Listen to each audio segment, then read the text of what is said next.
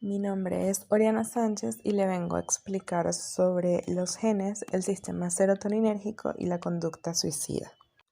La conducta suicida es un problema de salud mental a nivel mundial que se ha estudiado debido al creciente interés que ésta ha despertado en los últimos años, ya que cerca del 50% de la población entre 14 y 19 años ha tenido síntomas o ha demostrado poseer esta conducta. En la población general se ha observado un aumento que va hasta el 150%. Para poder determinar el factor genético sobre esta conducta se han realizado estudios de epidemiología genética que muestran que los genes pueden estar asociados a la conducta. Recientemente se han propuesto que los genes involucrados en la llamada vía serotoninérgica están participando, ya que hay evidencia neuroquímica que demuestra diferentes alteraciones en los diferentes niveles. A continuación se explicará a detalle todo lo que la evidencia ha mostrado debido a las múltiples investigaciones que se han realizado. Para comenzar, explicaremos qué es el suicidio. Las palabras suicidio resulta de la unión de las palabras latinas sui, que significa a sí mismo, y caedere, que significa matar, siendo su significado literal acto de matarse a sí mismo. Se define como toda aquella conducta generalmente consciente que va encaminada hacia la autodestrucción del propio sujeto. En este acto intervienen tanto el pensamiento de autolisis como el acto consumado en sí. Las maneras de reconocer a un suicida son mediante los actos fatales o el suicidio consumado, los intentos de suicidio que pueden ser letales o que pueden no serlo, tener un riesgo mínimo, los que son fallidos y los intentos de baja letalidad que generalmente están asociados a una situación crítica a carácter psicosocial. El suicidio, al ser un problema psicosocial, puede presentarse en los diferentes grupos y clases sociales que hay. Esta conducta deja un rastro de trastornos emocionales para la familia de la víctima. Se considera que es un problema difícil de analizar y todo lo que queda o todo el rastro que deja es un rastro de sufrimiento, de angustia, la confusión del saber por qué esta persona comete el acto, de por qué elige la muerte, dejando también a su familia o a los allegados con un problema de salud mental y emocional. A pesar de que no es fácil reconocer si una muerte por arrollamiento o accidente, por caídas, sobredosis de drogas o ahogamientos son suicidios, la Organización Mundial de la Salud determinó que al menos el 2% a nivel mundial de las muertes son suicidios. Las personas de 75 o mayores de 75 años consuman el suicidio 3 veces más que la población joven. Sin embargo, en todo el mundo se está dando un aumento del suicidio entre jóvenes de 15 a 25 años. Por lo menos en México, en casos particular en México, en el año 1980-1999 se dio un aumento exponencial del suicidio. Las mujeres representaron un aumento del 25%, los hombres del 90.3% y la población joven aumentó este riesgo en un 150%, tal como se puede ver en la gráfica de la diapositiva. Estos porcentajes en la población joven constituye que el suicidio es la causa de muerte más frecuente de los jóvenes en México. Y estas estadísticas muestran que la población entre 14 y 19 años, como se mencionó anteriormente, son los que están teniendo estas tendencias suicidas con más frecuencia. Las causas por las que una persona se suicida pueden ser muchas. Hay muchos factores que influyen para que una persona pueda tomar esta decisión. Entre esos factores están el social, el biológico, el ambiental. Se ha caracterizado que la conducta suicida puede estar precedida por enfermedades psiquiátricas, enfermedades mentales en su totalidad, como los desórdenes de ansiedad, la depresión, la esquizofrenia, los trastornos de personalidad, el trastorno de pánico, así como el abuso de sustancias ilícitas, el alcohol, la drogadicción. El factor social también influye, como el estar desempleado, haber tenido un historial de abuso en la infancia, de maltrato, violaciones, ese tipo de cosas. Así como las enfermedades neurológicas también juegan un papel importante. Sin embargo, los eventos socioculturales no explican en su totalidad el por qué una persona decide suicidarse. Y es ahí cuando se sugiere que los factores biológicos son la respuesta para esta pregunta. Partiendo de esta vulnerabilidad genética, se hacen estudios de epidemiología genética para poder determinar si existe un factor genético que se pueda asociar a esta conducta suicida. Ahora vamos a explicar la neurobiología de la conducta suicida. En análisis realizados a cerebros post-mortem de víctimas del suicidio, se reportaron que existen anormalidades en el sistema de neurotransmisión noradrenérgica, dopaminérgica y en especial en el sistema serotoninérgico. Las alteraciones del sistema serotoninérgico están asociadas con desórdenes de ansiedad, depresión, agresividad, impulsividad y con la conducta suicida en sí. Los pacientes suicidas a los que se les realizó el estudio post-mortem presentaron una disminución de metabolitos de serotoninérgica en comparación con los que pueda poseer una persona sana. La disminución de la serotonina que se mide en el líquido cefalorraquídeo está asociado con una conducta mucho más violenta a la hora de cometer el suicidio, así como también un mayor número de intentos. Y los análisis también mostraron una disminución de los receptores y transportadores de la serotonina en la corteza prefrontal, la occipital y el hipotálamo. Los estudios de epidemiología genética han determinado que la población general tiene un riesgo de 3.5% de probabilidades de cometer un acto suicida.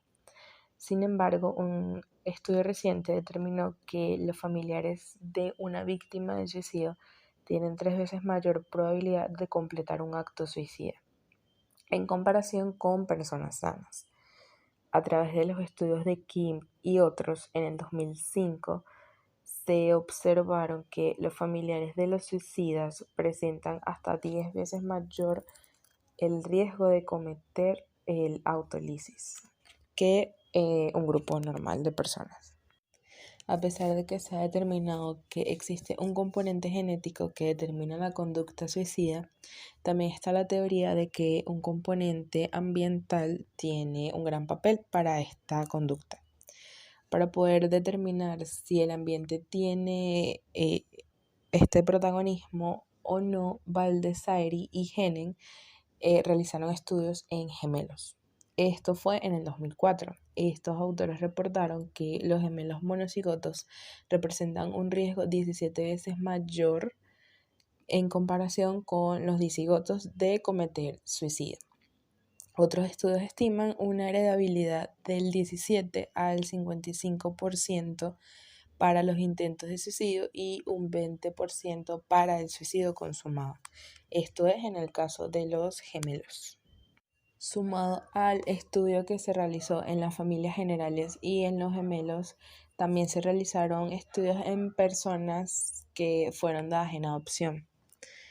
A través de estos estudios se presenciaron que estas personas presentan una conducta suicida. La utilidad de este estudio es que se distinguen componentes etiológicos genéticos de los no genéticos como los factores medioambientales. Esto quiere decir que se han observado que existe hasta 6 veces un riesgo mayor de la conducta suicida en estos niños que fueron dados en adopción por unos padres que poseían este componente suicida, este componente genético suicida.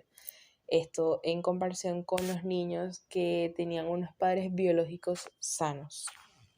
En la genética molecular de la conducta suicida, los estudios que se realizan son al genoma. Estos estudios utilizan al fenotipo de la conducta suicida observándose así la presencia de ligamento en las regiones cromosomales 2P, 5Q, 6Q25, 8P y 11Q. También se observan al gen 5HT1B, que participa en la transmisión de la serotonina y se encuentra en las regiones del ligamento. Este gen también es asociado con la conducta suicida. A pesar de que estos estudios son determinantes para la etiología suicida, tienen la desventaja de que los estudios de ligamento no identifican a los genes que contribuyen de manera mínima a la conducta del desarrollo suicida. Para determinar qué gen puede ser candidato o no a la conducta suicida, los estudios que se realizan son del tipo casos-controles. Esto quiere decir que los casos son las personas enfermas, las personas que presentan la conducta suicida, y el control son las personas sanas. En estos estudios se describe la frecuencia con que un alelo o genotipo está presente en los sujetos afectados, que son el grupo de casos, y se compara con el grupo de sujetos no afectados. Esto quiere decir con las personas de control, el grupo de control. Este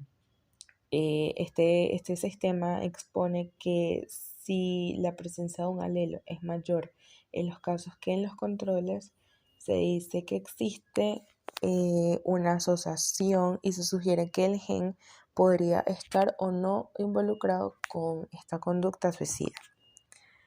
La desventaja de este sistema es que se requieren una cantidad muy numerosa de muestras para poder determinar si la asociación existe o no entre un individuo u otro. Existen 12 genes involucrados en la producción y transmisión de serotonina. El más estudiado de ellos es el gen SLC6A4, que se localiza en la región 17Q11.1, 17Q12. La región promotora de este gen alberga el polimorfismo denominado 5HTLPR, que está caracterizado por la inserción del alelo 1 y la deleción del alelo S de 44Pb, que está situado entre los repetidos 5 y 8.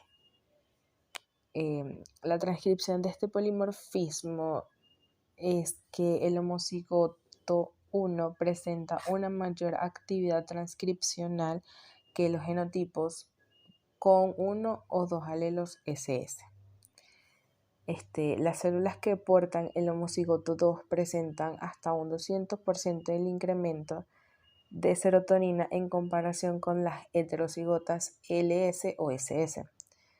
Por eso se ha establecido que por asociación el alelo SS está relacionado con desórdenes como la ansiedad, la depresión y la conducta suicida.